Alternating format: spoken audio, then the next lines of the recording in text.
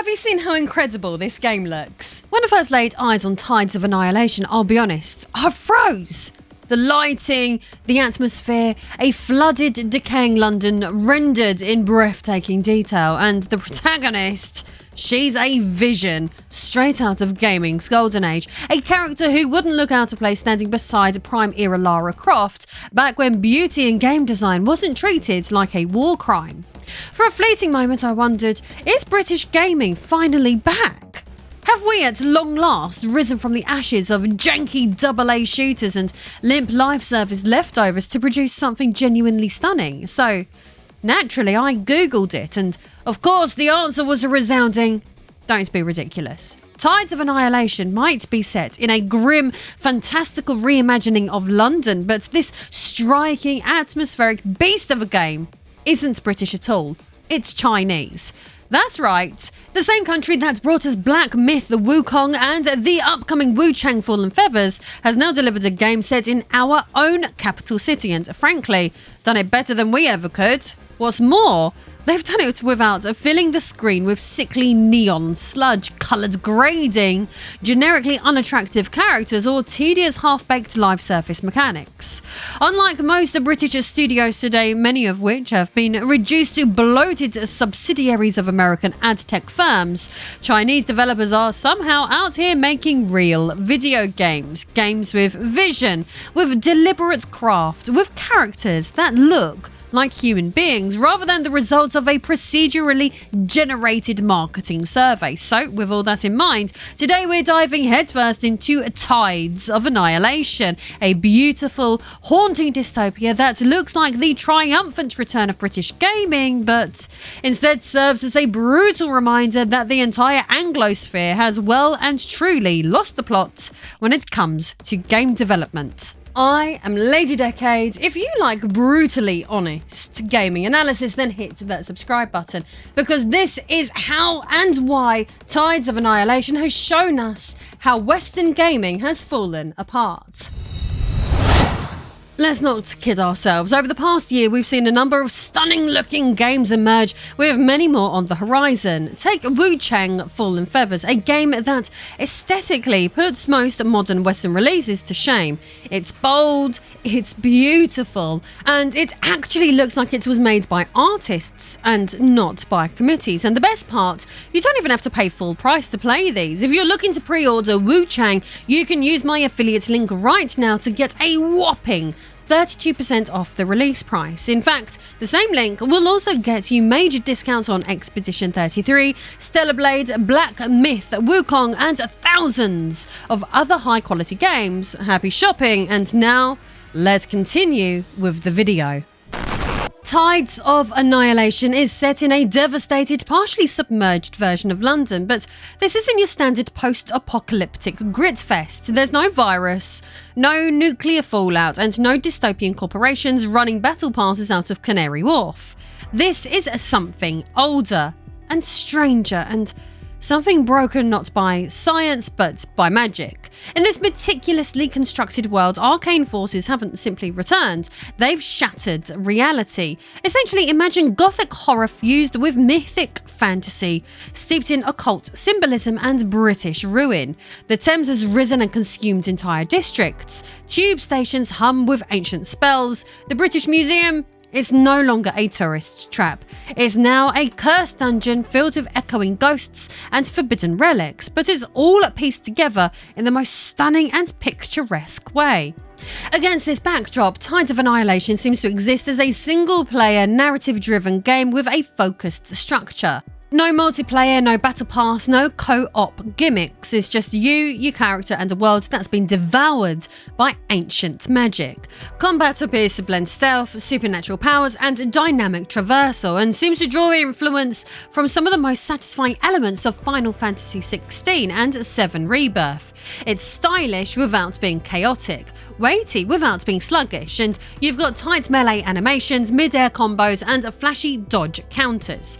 It all looks to blend together into something that looks so responsive and deliberate, like an action RPG made by people who actually understand feedback and flow. Nothing here looks stitched together, it feels designed.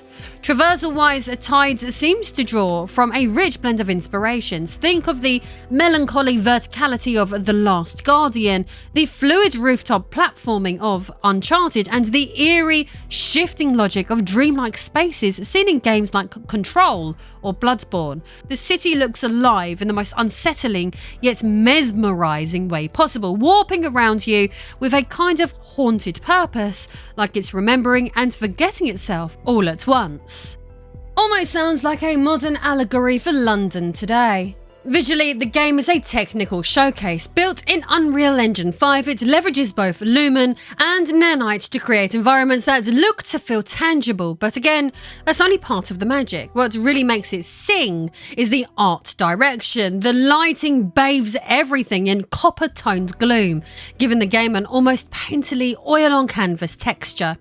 There's a moment in the Tides of Annihilation chamber where you see the wreckage of Big Ben looming over a flooded cityscape, and visually, it instantly reminded me of Expedition 33, not because both games featured ruined landmarks, but because they share similar artistic language. That rich lighting, the cinematic composition, the way the environment looks is both surreal and grounded at the same time. They look like they could exist in the same artistic universe. Bold, stylized, and unmistakably crafted. Every shadow feels sculpted, every frame looks composed. And then there's the protagonist. A bold silhouette, an expressive face, and a visual presence that commands attention. This isn't another potato-shaped every woman made in Blender. This is a character stylized, powerful, and memorable. She belongs to the same school of visual designers, Stellar Blade, Wu Chang Fallen Feathers, and Expedition 33, where character models are crafted with care, intention, and flair, not thrown together by Californian focus groups chasing so-called relatability over radiance. This is the art of iconography, not the art of disappearing into the crowd.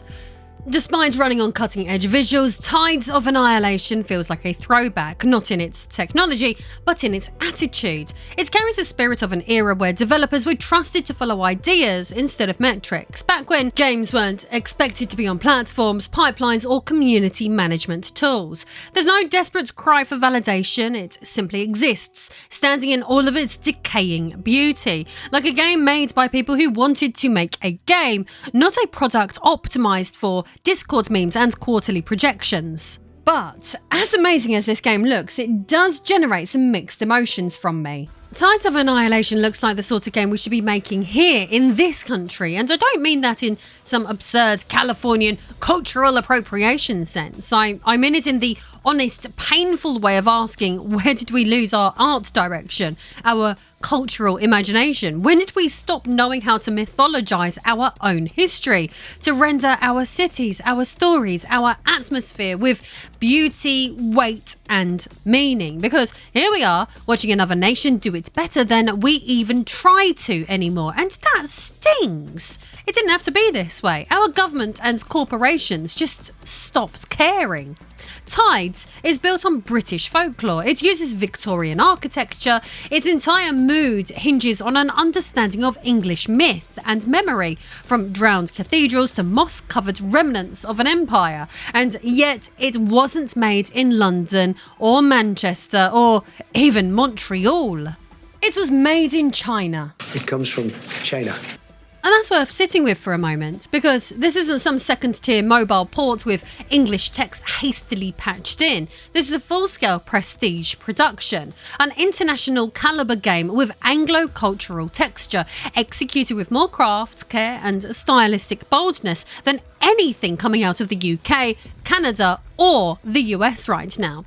This reminds me of something deeply uncomfortable, that Chinese developers are now doing what we used to be famous for. They're making atmospheric single-player games that feel like art, not just visually, but culturally. Games that take Western settings seriously. Games that treat myth, architecture and national memory with more respect than we currently give ourselves. We used to export fantasy and now we're importing it back from Hangzhou. Let that sink in how far we are culturally falling. And this isn't an isolated fluke. Black Myth Wukong, Wu Chang, Fallen Feathers, both ambitious, atmospheric titles that are built on a foundation of visual storytelling and mechanical clarity. Both feel like spiritual successors to the kinds of games Western studios used to make before they were swallowed up by spreadsheets and shareholder demands and engagement strategies. Tides of Annihilation is simply the latest chapter in that quiet, creeping reversal. This isn't about technology.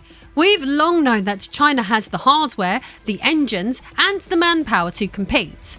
What's different now is creative confidence, the willingness to say, let's set a game in London. Let's make it beautiful. Let's make it tragic. Let's make it good.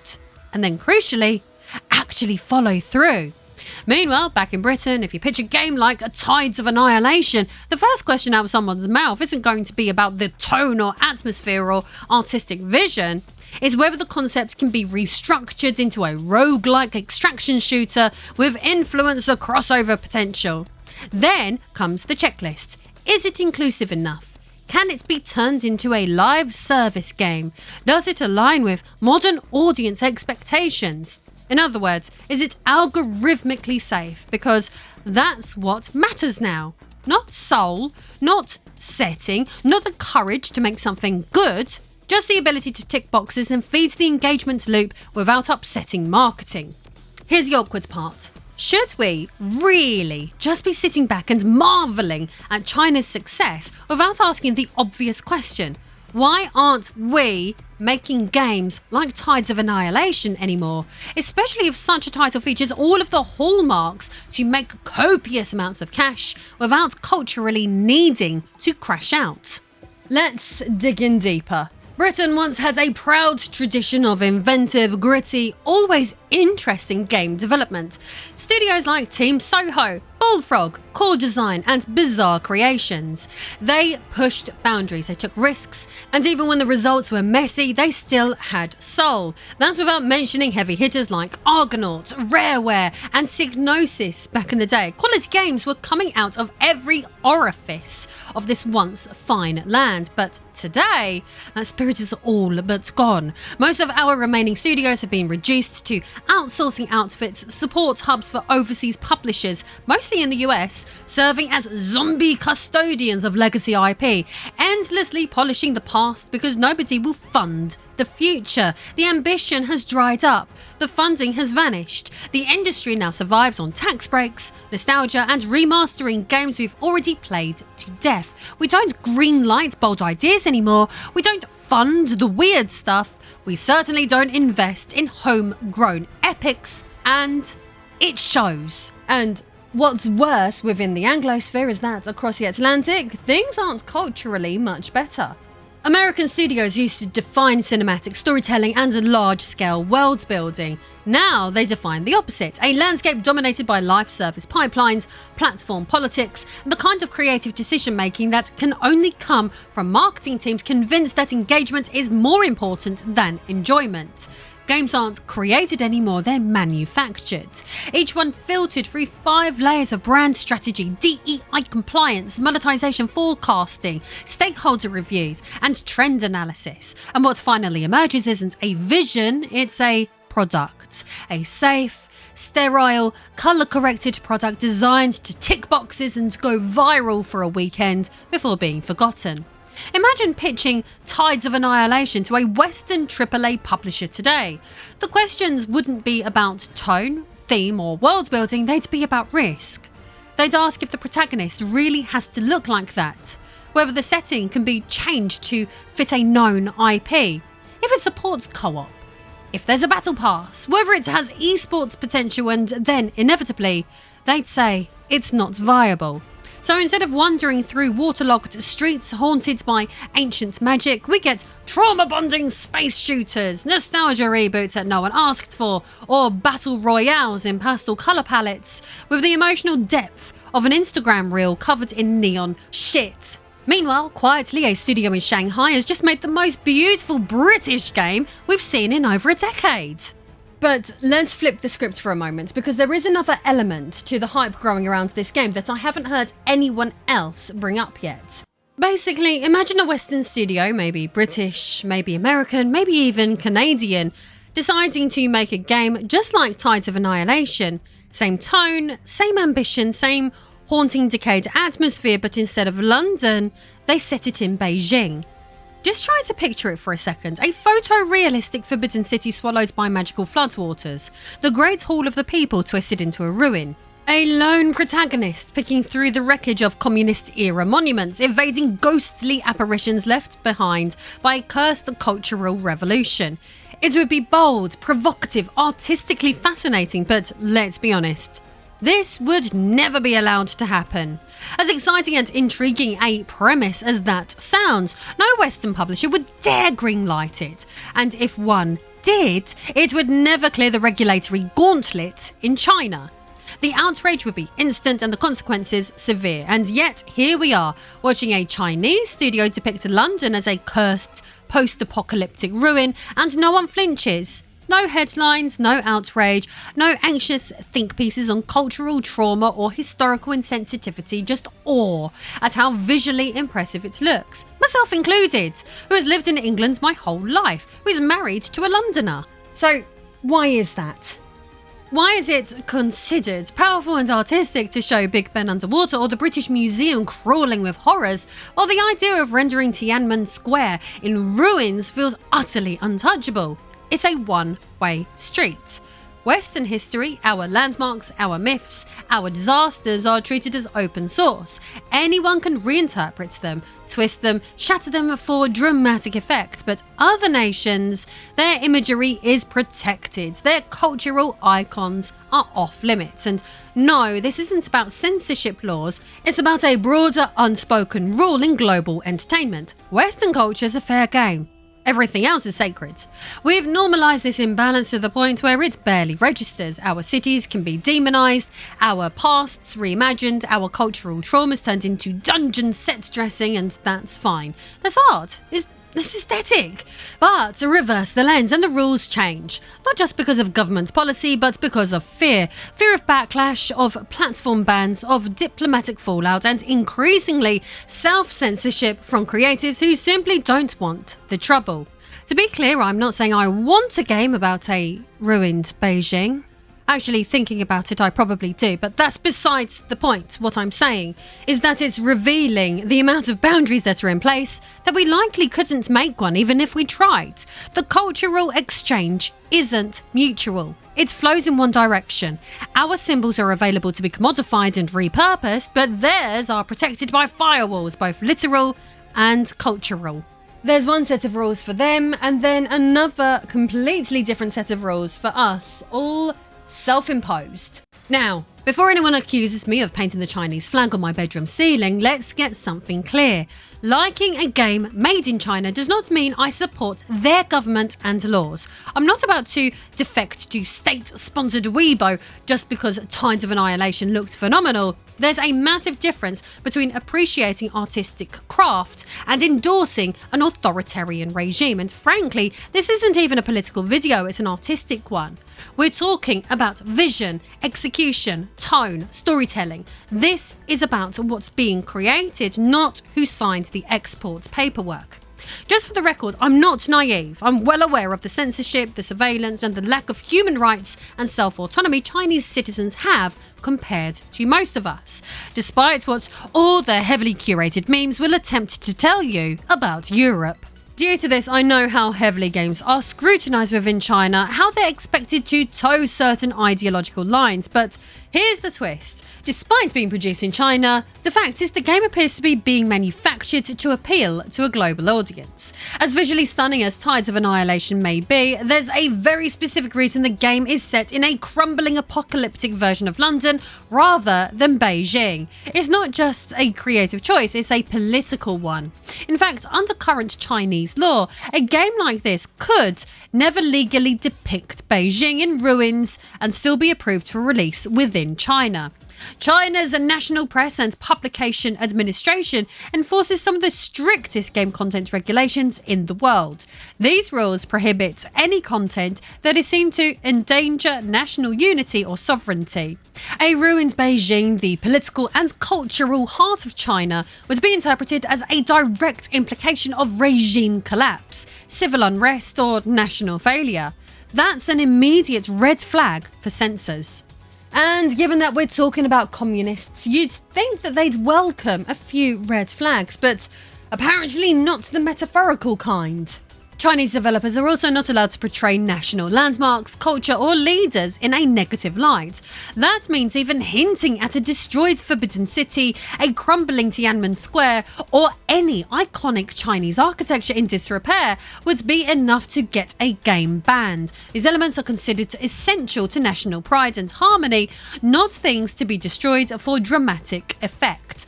Zombie outbreaks, societal collapse, and government failure are all considered highly sensitive themes when applied to a domestic setting. Even games set outside China have been modified if regulators thought the story or imagery reflected poorly on Chinese stability. So, what developers can do, including in this case, is set their dystopias in fictional or unnamed cities, or alternatively, they can choose to destroy the West, London, New York, Paris, Berlin, because those settings are politically neutral from a Chinese regulatory perspective.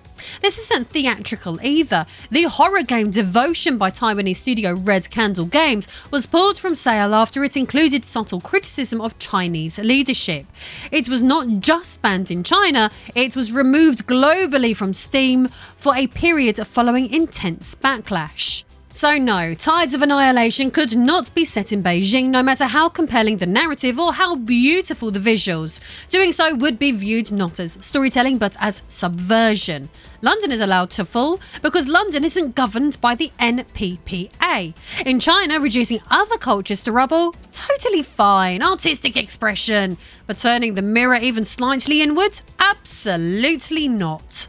Deep thinking and introspection about the nation is something you do in prison.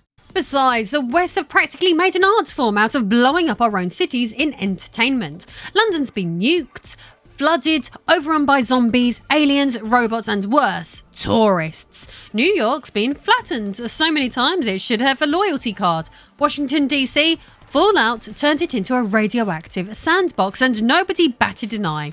It's a cultural catharsis, speculative fiction. We like seeing our cities fall apart. It lets us imagine rebuilding them better or just enjoy this spectacle of it all collapsing without having to sort out the bins. So if a Chinese developer wants to set their apocalypse in London rather than Beijing, can we really complain? So, yes, Tides of Annihilation is set in London, not because the developers hate Britain, but because we've basically invited the world to trash our landmarks at this point. Big Ben's blown up so often, it probably has stunt insurance, which is why when this game comes out, most Brits will probably just shrug and say, fair enough, at least it looks cool. After all, if your city hasn't been leveled in a blockbuster or a game trailer, is it even really culturally relevant? So if Tides of Annihilation want to turn Westminster into a burning husk and have zombified corgis roam the Thames, go for it. Just make sure the gameplay slaps. Because a game this bold, this beautiful, and this willing to romanticize, ruin, and elevate its heroine should have come from this country, or at the very least, from somewhere fluent in the language of its crumbling cathedrals and submerged history, but it didn't because we couldn't make it. Instead, we were outclassed. Again. To rub further salt in the wound, this was all per a studio we'd never even heard of from a country we're constantly told doesn't understand Western storytelling. And yet not only did they understand it, they elevated it. They turned London into a cathedral of loss. They designed a protagonist who commands the screen from the very first frame. And they did it all without padding it out with soulless co-op, preachy social commentary, or mechanics built to harvest your wallet. Tides of Annihilation isn't just an exciting game on the horizon, it's a cultural reckoning, because what it reflects back at us is sobering. The magic isn't dead, it's just been outsourced. the ambition, the elegance, the artistic integrity, they're all still possible. They're just coming from the places we never expected it. And definitely not from here. Not anymore. And if that doesn't tell you everything you need to know about where Western gaming stands right now, then maybe we don't get it either. I guess you could say that the Tides of Annihilation have reached our shores. We've seen a wave of truly beautiful games recently. Take Wu Chang of Fallen Feathers, for example, a game that, at least aesthetically, puts most modern Western releases to shame. And don't forget, using my affiliate link, you don't have to pay full price to play it. In fact, by clicking below, you can get a hefty 32% off the release price. The same link also gets you some major savings on Expedition 33, Stellar Blade, Black Myth, Wukong, and thousands of other high quality titles. So go ahead, treat yourself, support the channel, and if you'd like to support me even further, you can join my Patreon down below to access my full behind the scenes cosplay library. Thanks for watching, and I'll see you all again soon in the next video.